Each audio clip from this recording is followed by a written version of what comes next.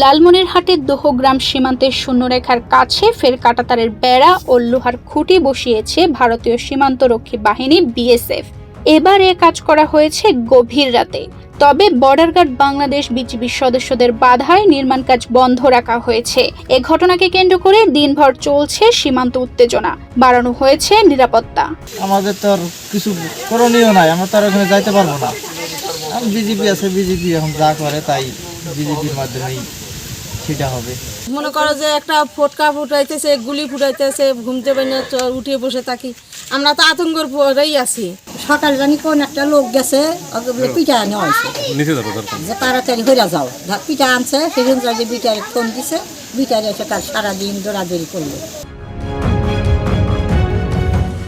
সীমান্তবাসীরা জানান, দোহগ্রামের কলোনিপাড়া সীমান্ত এলাকায় শুক্রবার ২৮ ফেব্রুয়ারি গভীর রাতে বিএসএফ ভারতীয় নাগরিকদের দিয়ে শূন্যরেখার ৩ থেকে ৫ গজের মধ্যে কাঁটাতারের বেড়া ও লোহার খুঁটি স্থাপনা শুরু করে।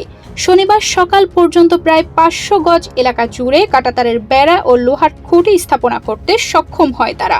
পরে খবর পেয়ে বিজিবি জওয়ানরা ঘটনাস্থলে গিয়ে অবস্থান নেয়। এতে কাজ বন্ধ করলেও নিজেদের সীমান্তের শক্তি বৃদ্ধি করেছে বিএসএফ। মানে বিডিআর কারণে বন্ধ ছিল, এখন ওরা এই রাতারাতি ভুট্টা তো বড় বড় হয়ে গেছে, এখন এই যে বাংলাদেশে ভানে বেড়া দিচ্ছে, বাংলাদেশের তো জমি কমে যাচ্ছে।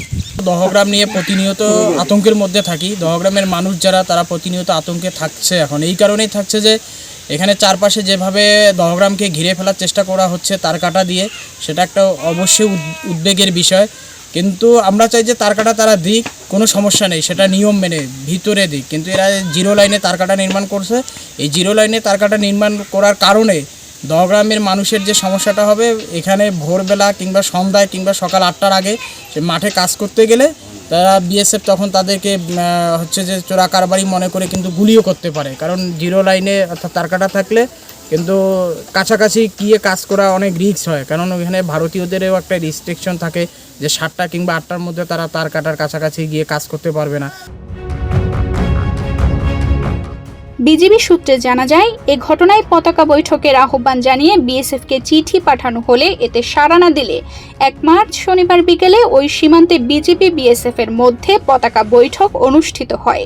বৈঠকে বিজিবির পক্ষে পানবাড়ী কোম্পানি কমান্ডার সুবেদার আইয়ুব আলী ৭ সদস্যের প্রতিনিধি দলের নেতৃত্ব দেন। অপরদিকে বিএসএফ এর ভোটবাড়ি ক্যাম্পের কোম্পানি কমান্ডার জালম সিং নিজ বাহিনীর প্রতিনিধি দলের নেতৃত্ব দেন। যদিও পরিস্থিতি খুব একটা উন্নতি হয়নি, এ ঘটনাকে কেন্দ্র করে উভয় দেশের সীমান্তে নিরাপত্তা জোরদার করা হয়েছে। বিজিবির পক্ষে সীমান্ত এলাকায় সতর্ক নজরদারিতে রয়েছে গ্রামবাসীরা। তানজিদা রহমান, ইনায়া, বাংলাদেশ প্রতিদিন।